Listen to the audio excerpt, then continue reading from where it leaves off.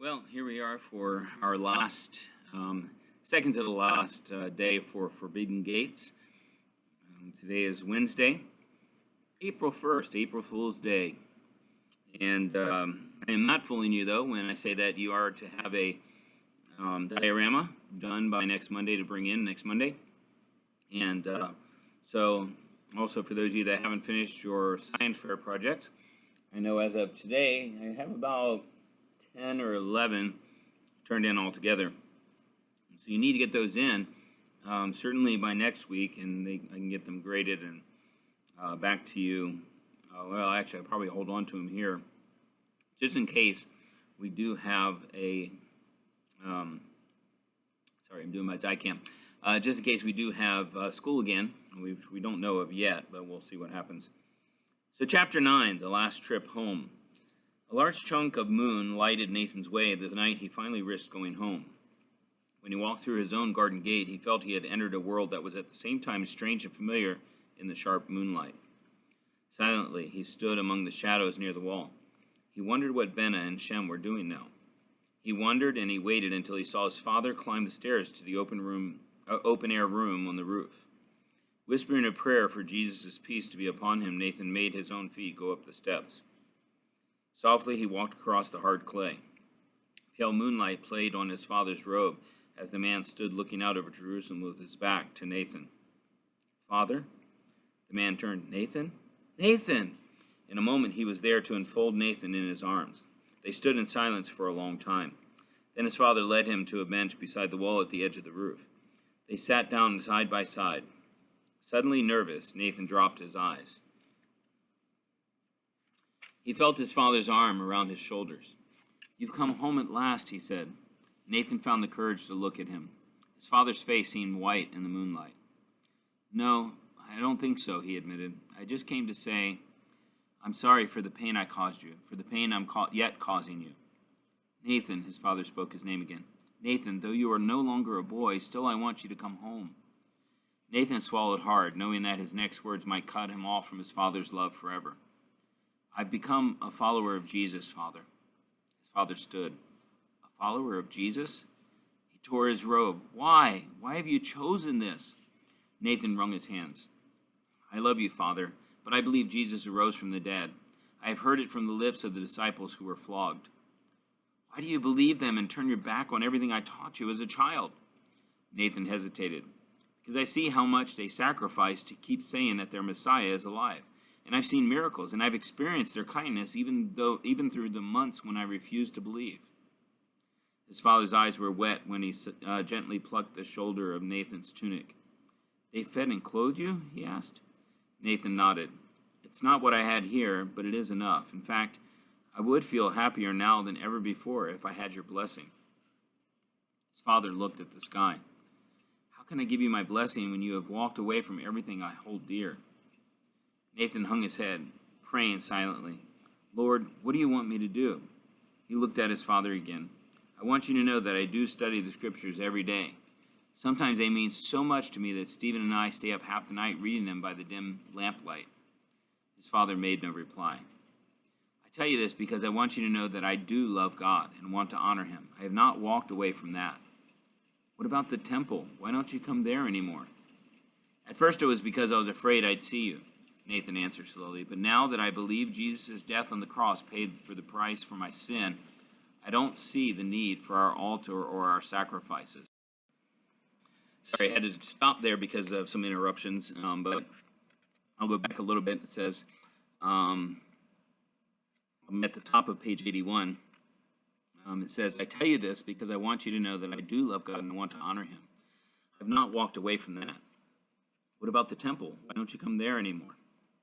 "At first it was because I was afraid I'd see you," Nathan answered slowly. "But now that I believe Jesus' death on the cross paid the price for my sin, I don't see the need for our altar or our sacrifices." With his arms folded across his chest, Benjamin Bar Asman surveyed the dark city. Nathan stood. "I know I hurt you with these words, but you asked me. You have taught me the importance of being honest and of living by the truth. I wanted you to know what I really feel." His father shared a small, sad smile and a nod of his head. "You left this house saying that you weren't worthy to read God's holy word. You returned saying that now you study it night and day. Something has changed inside of you, Nathan, but I'm not sure what it is. Nathan risked a grin. I've been thinking that I'm like that old man who had a shekel for you to weigh on the eve of the Feast of Harvest. His coin was lacking, and there was nothing the man could do because he didn't have another coin. But what a difference it would have made if someone had stepped right up to buy the sacrifice for him. His father watched his eyes. You're talking in a parable, son, and it's one I don't understand. Nathan's voice tensed with emotion. The law shows me, Father, that I cannot be good enough to stand before my God. My life, like that filed-down coin, is always lacking compared with God's perfection. But then Jesus came to Jerusalem. He substituted his life for mine, and since he was the perfect sacrifice, he paid the full price for my sins. Who gets you thinking such things? His father asked, raising an eyebrow. The disciples and Stephen. He's become my closest friend. We eat and pray together, and I go as often as I can to hear them teach in the streets. They are in the temple, too, his father reminded him, lecturing to anyone in the court of Gentiles who will listen. Do you ever listen? Nathan braved. His father looked away. Some Jewish leaders, such as Nicodemus, now believe as you do. Do you know this? Then don't you think there is a possibility that God has sent his Messiah in our lifetime? Nathan asked, his spirit soaring. I will be as honest with you as I have been with me. At this point, I don't know. Then go to the temple to hear Stephen teach about the scriptures. Listen and ask him questions. See what you think of what he has to say. I'll consider it at least, his father answered. Nathan's heart was pounding with excitement. He could have spoken all night about these things, but his father grew quiet. After a moment, he walked to the stairs. Nathan followed, not knowing what would happen next. They went down into the garden. A lamp burned in the niche of the house wall, and Nathan could clearly see his father's worried eyes. What will you do now? His father asked. Nathan shivered. He took it to mean that he was no longer welcomed under this roof. I will do whatever you want, he said. Go or stay as you desire. His father smiled a little. It's strange, he said. The man inside you seems always to have grown while you were away. Nathan looked at him without understanding. His father sighed. You know, more than anything, I want my son to be a man who follows God. And that is what I want to do, Father. My love for the Almighty One grows every day. I want to live for him. His father's eyebrows raised. If half the temple officers told me that right now, I would not believe a single one of them. They serve God to serve themselves with wealth and comfort and prestige. But you, when you say your heart is turned toward God, I believe you. A sudden breeze twisted the lamp flame. Nathan's father put a hand behind it and blew it out. It's late. Come sleep in your own bed tonight, he offered. Then tomorrow, do what you think God wants you to do. At dawn the next day, Nathan slipped from his silk sheets and headed back to Stephen. He found his friend repairing a leaky roof for an old man named Kiros. Well, gird up your loins, Stephen called out cheerfully when he saw him. Climb up here. I could use a hand. Nathan tucked the hem of his garment into his belt and scaled the wall. The brown grasses and weeds had already been pulled from the soft pockets of roofing clay. Stephen was mixing fresh mud to pack into weak spots of the otherwise rock-hardened earthen cover. Together they filled the holes. Then Nathan leaned into the heavy stone roller that was used to flatten out and pack the new clay. Stephen finished the job for him. They both took a short rest in the shade while the new roof dried. Has Dorian returned? Nathan asked anxiously. No, Stephen said. I was hoping that we'd hear from him by now. He changed the subject. Tell me about your visit home. Nathan drew his knees up to his chin. I think Father will come hear you teach someday, he reported. Even though he is very upset now, he did not forbid me to come back to you. Well, that's fine, Stephen said. Let's check our work, and then I'll get ready to go to the Gentile court to speak this afternoon. Nathan found that it was hard to keep his place in front of Stephen when he preached. Those with illnesses and deformities continually jostled and pushed until they made their way to Stephen's feet. When suffering ones completely ringed him, Stephen paused in his wonderful explanation of Jewish scriptures.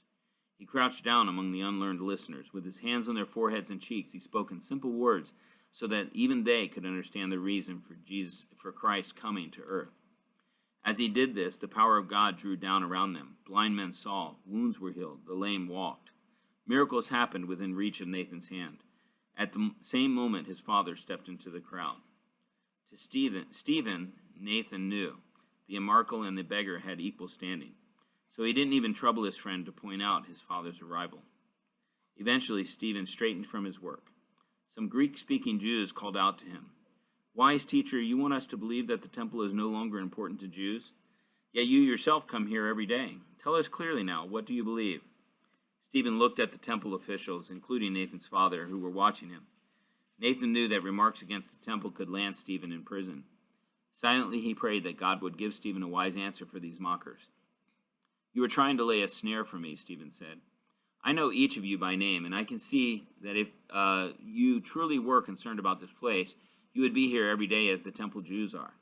Some Levites nodded in agreement. "Instead, you hold your meetings in your own synagogue. So when I am finished here, I will be glad to meet with you there." The Greek speakers did not give up. "You play with our words, Stephen. Talk to us as a man. We came to learn what your Christ said about the temple. It is reported by Pharisees that he said, 'In this place is one greater than the temple.' In saying this, he was not speaking of himself." Stephen looked them in the eye. "I will not deny it, but you do know that in the same breath he taught them the meaning of those words. Quoting from our prophet Hosea, he reminded them of God's own thoughts. 'I desired mercy and not sacrifice,' says the Lord." The man threw up their hands. See, they shouted out to the temple officials. "He speaks against the temple sacrifices. Pressure him, and he'll say that the death of a criminal did away with sin." Stephen raised his hands. "I speak for the work of Christ." But priest and Levite stepped toward him. "Keep silence now," they warned. "This courtyard is no place for your defense. Your brothers in the faith accuse you of speaking against the temple and God. We will take you before the Sanhedrin so that the council can settle the matter of whether or not you are a blasphemer." Guards were called. Roughly, they grabbed Stephen's shoulders and tied his wrists together. Nathan, his heart beating wildly, pounded his fist into the rock-hard back of the nearest guard. "Don't take him," he cried out, but the Levite didn't even look in his direction. Two of the guards walked away with Stephen trapped between them. Nathan crumpled to his knees in despair. It was his father who pulled him up. "I have seen what they do to the believers, Father," Nathan moaned. "I have watched floggings, and now they're taking Stephen." "Nathan, Stephen needs you," his father's voice broke across the angry tears. "Run. Get disciples who can speak for him. Bring everyone to the council as quickly as you can." Nathan blinked at his father's urgent plea and cried, "I will," already scrambling to his feet. He looked around the courtyard. Where were the believers? Any other day they would be here. He plowed through the temple crowds and into the quieter streets. His chest was heaving painfully when he finally found Peter and Andrew in the house of one of the believing Jews. "Waste no time," he panted. "Get to the Sanhedrin. Stephen is on trial." Mindless with worry, he raced through the streets, yelling out to anyone who might be in the workshop or garden. "The council holds an innocent believer. Run there. Speak in favor of this man." Suddenly he was pushed against the wall. With blurred vision, he recognized the familiar face of the old man, Kyros, who was using all his strength to hold Nathan still. "Nathan, Nathan," he said, "fear has set you wild. Be still. Let God speak to your troubled heart." He rested just a moment. "You're right, Kyros," he said, "but they've taken Stephen prisoner, and now let me go. I need to get back to the temple." Kyros nodded and let him loose. Nathan walked one street and then ran the rest of the way. As soon as he reached the court of the Gentiles, it was clear that something was very wrong. A knot of angry priests, perhaps numbering close to 100, blocked the entryway to the council room. Nathan danced on his toes, trying to get a glimpse of what was taking place at the doorway. Hundreds more people gathered as he tried to see. Finally, he risked his life by falling to his belly. Slowly, he wove himself along the floor among 1,000 pairs of moving feet. At the doorframe of the council room, he pulled himself up and was sickened by the sight before him. Like bees exploding from a hive, the leaders of Sanhedrin were pushing out against the crowd that had come to wait for the outcome of Stephen's trial. With clubs and whips, Levite guards started carving a path for the officials to move into the Gentile court. "Let them pass," they shouted. "Let them pass." Then Nathan caught a glimpse of Stephen, being both dragged and pushed by the angry guards. Nathan threw out his hand, but the throng pushed on. He followed in its wake, unable to see Stephen anymore. "Help him, Lord," Nathan choked as he stumbled along in the suffocating storm of men who filled the air with sharp cries of "Blasphemer! Make him die!" In the frenzied crush, Nathan thought they all might perish for lack of air. But just when he felt himself fainting, the whole swarm of men squeezed through the outer gate. They burst into fresh air. As Nathan took a breath, an ugly, triumphant shout rose from the leaders. Then a silence gripped the crowd. The dazed spectators fanned out to look down into a deep pit that lay against the city wall. Nathan glanced down, too. Instantly, he was dizzy with anger and pain. At the bottom, Stephen lay sprawled across the dust. His limbs twitched, then moved. He lifted his head, pushed up his shoulders, staggered to his feet. He raised trembling hands toward the sky. "Lord Jesus, receive my spirit," he cried out. "Stones! Stones!" the leader on the wall yelled. Bricks and rocks appeared in every hand. "No!" Nathan screamed as the weapons found their mark. Below them, in the pit, Stephen reeled. The hurled objects pelted his head and chest and thighs. He dropped to his knees, then slowly, like an old man dropping off to sleep, Stephen's head fell to one side and he collapsed in the dirt. The ledge could not hold Nathan now. He threw himself down to find cracks in the stonework. His fingers dug at them as he pushed his feet over the wall. His toes scraped and found perilous footing. He lowered himself bit by bit, and then he took the long fall to the ground. He rolled, and in a moment he was with Stephen. He cradled the dead man's head against his breast. His sobs filled the air. He rocked and wailed, cutting himself off from any comfort offered by heaven or earth. Only when his voice failed him did he realize that he was not alone.